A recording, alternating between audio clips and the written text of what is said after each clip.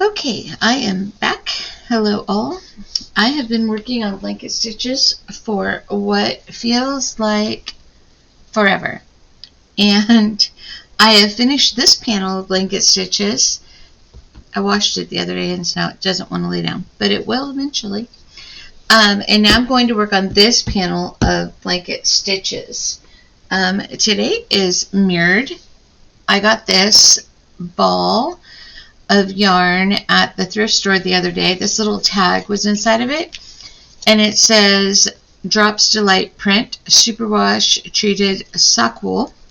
I'm going to tell you that a couple of things. One, I see all these colors when I look into the ball, and I thought, oh, well, I'll just start stitching and just use this ball, and it'll eventually change colors. And now I'm thinking that I will not ever get to a color change at this rate, because I've done all the letters. Also, it is not the easiest to work with. This is pretty thick, but as you can see, it makes it a little chunky on the back. I'm okay with that. This whole project feels like it's turning into a slow stitch project, which is okay. It's very methodical in a lot of ways, which is also okay. I'm really enjoying doing all the little back stitches for all of the words. I think that's really an important step for me in learning how to embroider, is to just get that muscle memory going of doing stitches in general, and using the needle and all that stuff. I watched a video yesterday from Sarah Humphrey, and she was talking about making a meditation scroll, and how you put the fabric together and it's just the same stitch over and over and over and over and over again, and it's a form of meditation. And I was kind of laughing because I was working on back stitching these letters at that same time. Sorry, I hear dogs barking. I want to make sure they're not in my yard. My little polycat says they are not in my yard, so I'm going to believe her that they're not in my yard. Today we're going to do the mirrored stitch, which when I look at the picture, it is not in the book that I've been using. I've been using the A to Z embroidery book. It is not in here. I just ordered volume 2 of this. I'm really excited. I found it on this 15 types of blanket stitches on the sewinginspo.com. But what I realized is they show you these stitches, they don't tell you how to make them. So on the website called Sarah's Hand Embroidery, she does show you how to make them. And when I look at the stitch, it looks to me very similar to some of the other stitches that I've already done, but when I read the directions, it is not the same. So the first thing I'm going to do is show you my new favorite little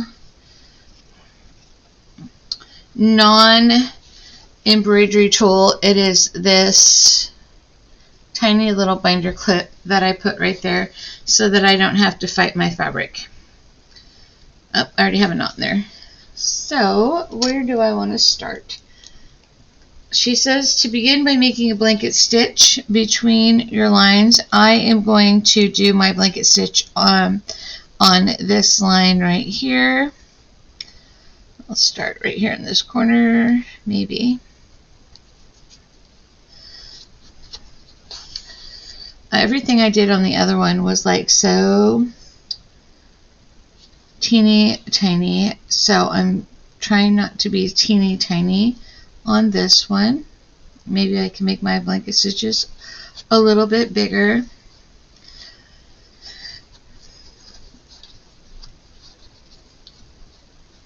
Maybe I can get my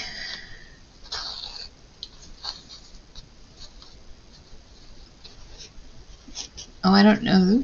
I made a loop back there. That wasn't good. How do I Not sure what's going on here.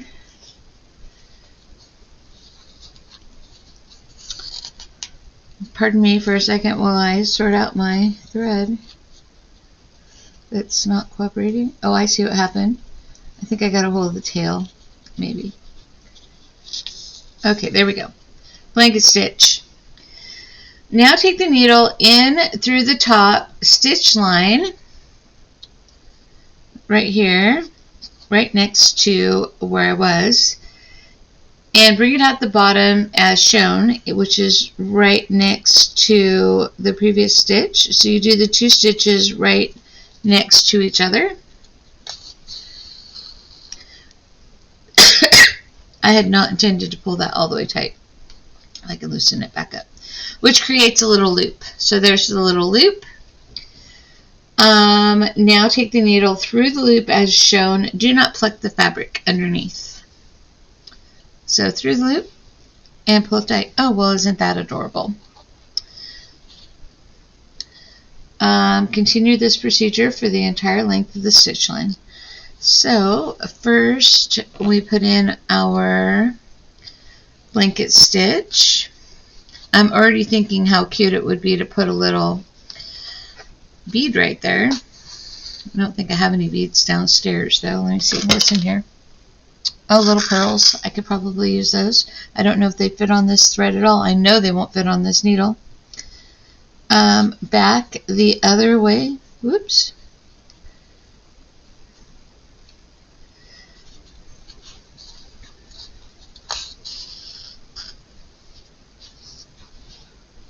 Everything is grabby today. And through that little loop. Pretty straightforward. A very cute little stitch. Seems really like it would be very durable if you were doing something with it.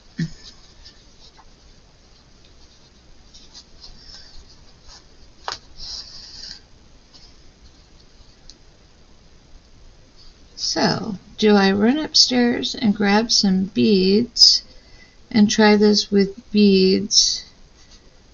It might be fun. I might do that. I have beads upstairs in my craft room.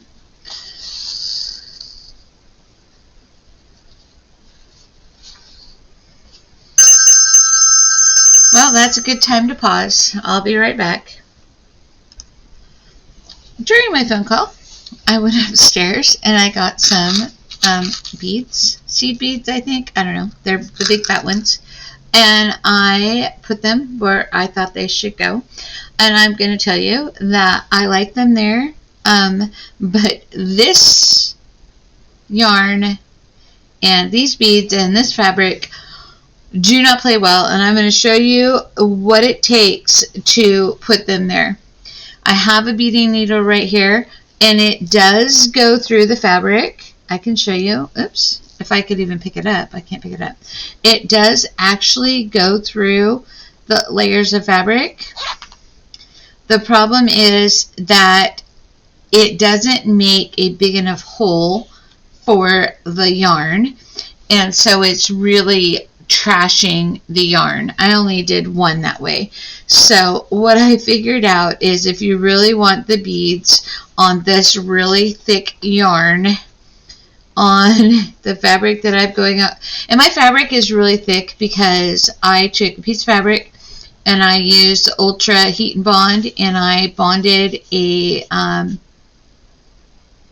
think they're called tea towels, a piece of tea towel to the back to give it some thickness, to give it some dimension so that it would be easier to work on without a hoop. So I have my first half of my blanket stitch. This is where the bead comes in. The eye of this beading needle is, I don't know, it looks like it's been crushed. I'm sure it's just the nature of the beast. And so I use my needle threader, and then I put on my bead. I can find the hole, and then I take it back out of my beading needle and I put it back in my regular needle,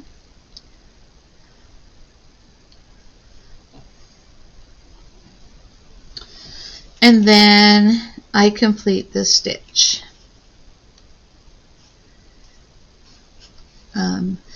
If I was using regular DMC floss, then this obviously would not be a big deal, and I would be using the beading needle for the whole process.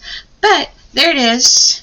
Again, probably won't focus my camera, but I like it. I've done 4. I did 8 stitches over here, so I was going to do 8 stitches over here, so I have 4 more to go, and I will come back when that's done, because it's now a very lengthy process to get these cute little beads right there.